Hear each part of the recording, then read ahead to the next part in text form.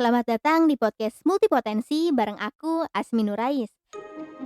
Kalau kamu masih sering gelisah soal passion dan punya banyak minat sama hal yang beda-beda, podcast ini mungkin cocok buat kamu. Di sini, kita bakal belajar bareng soal menjadi seorang multipotensi, alias orang yang punya banyak ketertarikan dan creative pursuit, atau semacam keinginan untuk menciptakan sesuatu gitu. Jadi, ambil cemilan kamu, siapin alat tulis kalau diperlukan, dan selamat mendengarkan.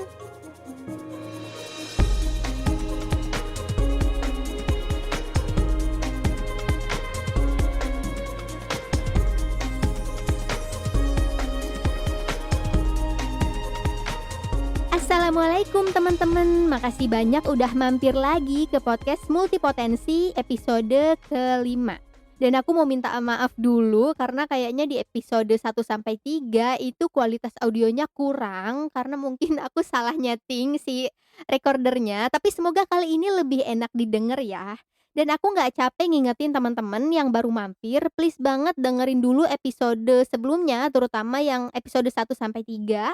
Karena di sana aku jelasin dasar pengetahuan tentang multipotentialite atau multipotensi. Mulai dari pengertiannya, ciri-cirinya, dan 3 core atau nilai utama yang ada dalam diri seorang multipotensi. Kalau kamu udah dengerin dan paham, yuk lanjut kita bahas episode kali ini. Nah, kali ini tuh aku bakal ngebahas berbagai keunggulan atau kayak superpower-nya seorang multipotensi yang ada dalam diri kamu dan mungkin gak kamu sadarin. Nah, jadi menurut Emil Wapnick dalam bukunya How to Be Everything, seenggaknya ada 5 keunggulan atau superpower-nya seorang multipotensi.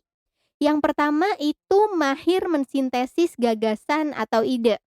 Jadi ya, kalau dibandingin sama spesialis, multipotensi ini jauh lebih bisa menyatukan berbagai gagasan dari berbagai bidang yang berbeda atau kayak persoalan yang beda-beda lah untuk digabung menjadi gagasan baru yang bisa buat narik kesimpulan gitu. Jadi selain berguna buat berkreasi atau kayak menciptakan sesuatu, kemahiran ini, superpower yang pertama ini juga berguna buat menyelesaikan masalah. Karena termasuk orang yang generalis, si multipotensi ini tuh jago nyari jalan tengah dari berbagai gagasan gitu. Jadi kalau ada masalah kan kita biasa ya mencari, pendapat, mencari sudut pandang gitu kan. Nah, obrolan atau lain-lain gitu. Nah, si multipotensi ini tuh kreatif gitu dalam menyelesaikan masalah. Jadi dia selalu tahu celahnya gimana cara menyatukan semua gagasan ini dan mengambil jalan tengahnya. Makanya mereka sering banget disebut orang yang kreatif atau kayak dewasa cara pikirnya atau mungkin bahkan disebut open minded gitu. Nah, kenapa bisa gitu? Karena orang multipotensi ini punya keunggulan yang kedua yaitu rapid learner atau kayak pembelajar yang cepat lah istilah gampangnya mah. Nah, multipotensi ini kan sebenarnya bukan dari lahir udah jadi rapid learner ya. Jadi bukannya udah pinter belajar dari lahir, tapi tuh dia kayak kebentuk seiring waktu karena dia udah kebiasa ganti-ganti hobi, ganti-ganti keinginan, ganti-ganti cita-cita dan passion gitu. Jadinya mereka tuh udah kebiasa jadi pemula lagi dan lagi tiap kali mencoba memulai atau mempelajari sesuatu gitu. Nah, tapi waktu memulai mereka tuh bisa sangat-sangat passionate sama apa yang dilakukan, kayak semangat banget gitu. Semangatnya tuh bahkan bisa setara sama orang yang sejak awal tuh udah tahu maunya apa. Jadi kayak misalnya ada pelukis yang udah 3 tahun dari 3 tahun lalu melukis, nah si multipotentialite ini baru mau mulai melukis gitu. Dia bisa belajarnya tuh cepet dan kayak bisa mungkin banget dia bisa menyeimbangkan orang lain gitu yang juga udah melukis dari lama. Itu tuh mungkin banget karena dia passionate-nya tuh bisa semenggebu-gebu itu. Dan lagi kadang-kadang, multipotensi ini tuh nggak ngembangin minatnya dari nol. Jadi seringkali mereka ningkatin lagi skill atau passion yang dulu tuh pernah digali tapi vakum sementara gitu. Soalnya nih kadang sebenarnya minat atau passion itu bukannya berubah atau nambah yang baru, tapi kembali lagi ke apa yang dulu kita senengin. Kayak misalnya dulu waktu TK tuh, nih anak seneng musik nih, seneng nyanyi-nyanyi.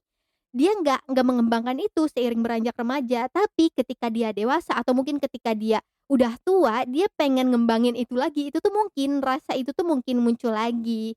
Lagian sekarang tuh terutama di bidang kreatif ya, hampir semua bidang tuh, lintas disiplin gitu kan. Jadi kayak nggak cuman berdiri sendiri. Jadinya skill multipotensi ini yang ada beberapa, yang nggak cuma satu ini, nggak dikembangin dari nol banget, tiap dia mengerjakan sesuatu atau kayak mendapat job, mengerjakan suatu pekerjaan gitulah intinya secara profesional gitu. Jadi dia seringkali melakukan atau memanfaatkan si multi passion dan memanfaatkan multi skill-nya ini di dalam pekerjaan yang dia lakukan. Nah, kemampuan rapid learning ini yang bikin multipotensi punya keunggulan yang ketiga, yaitu adaptif terhadap perubahan dan perbedaan. Para multipotensi ini kan jadi kebiasa terlibat dalam berbagai pekerjaan di lingkungan yang beda-beda. Terus kayak terhubung sama orang yang skill dan tipe orangnya tuh beda-beda gitu. Ini terlepas dari kepribadiannya termasuk introvert atau ekstrovert ya, karena didapat bukan berdasar kepribadian, tapi emang dari latihan yang terus-menerus sejak lama, disadari atau enggak gitu.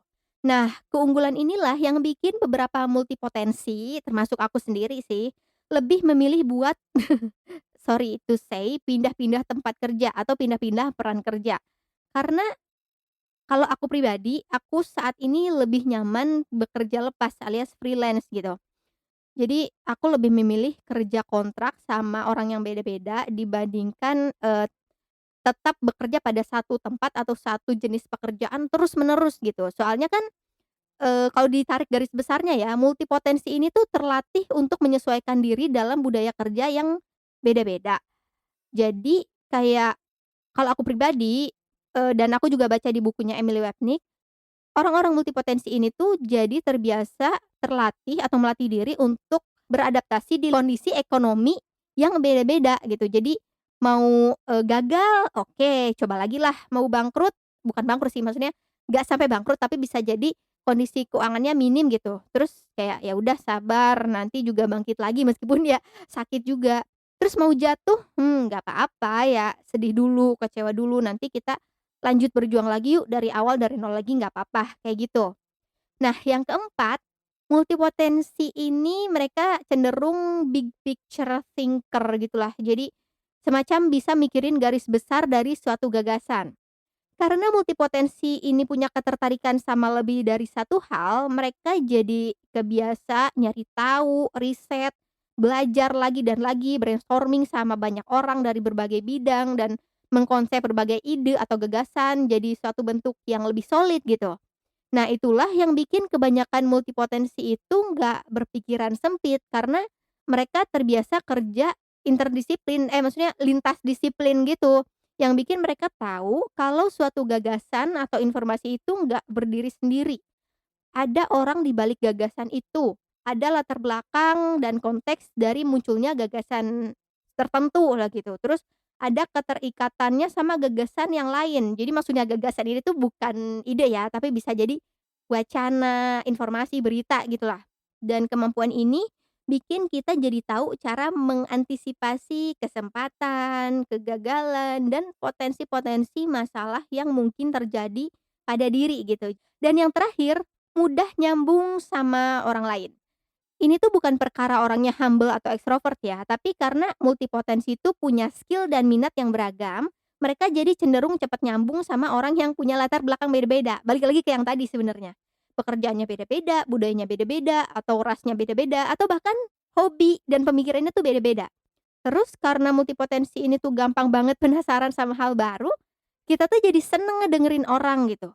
Seneng, mengetahui orang ini tuh minatnya apa, nyambung nggak sama minat kita. Soalnya kan ya buat kita, ya kita bisa belajar dari apapun, bahkan dari perkataan orang, dari pengalaman orang gitu. Meski kadang kalau lagi nggak mood ya pasti ada aja waktu-waktu di mana kita perlu nge-cut off orang yang bisa ngeganggu cara kerja otak kita saat ini. Sorry kalau bikin bingung, tapi gini maksudnya, nggak semua multipotensi itu multitasker. Jadi kadang mereka harus membatasi informasi yang masuk ke kepalanya dengan tujuan fokus sama sesuatu yang lagi dikerjain gitu. Nah, pembahasan soal kaitan antara multipotensi dan multitasking bakal aku bahas di episode terpisah aja. Oke? Nah, ya udah sih itu tadi berbagai keunggulan atau super power-nya para multipotensi. Kalau kamu merasa podcast ini bermanfaat, boleh banget di-share ke teman-teman kamu yang kamu ngerasa mereka sesama multipotensi. Oh iya, selain di Spotify dan Anchor, episode monolog podcast ini bakal aku tayangin juga di channel YouTube aku, Asminur Rais. Jangan lupa ya, podcast ini tayang setiap tanggal 10 dan 20 di setiap bulannya. Sampai jumpa di episode berikutnya. Wassalamualaikum warahmatullahi wabarakatuh.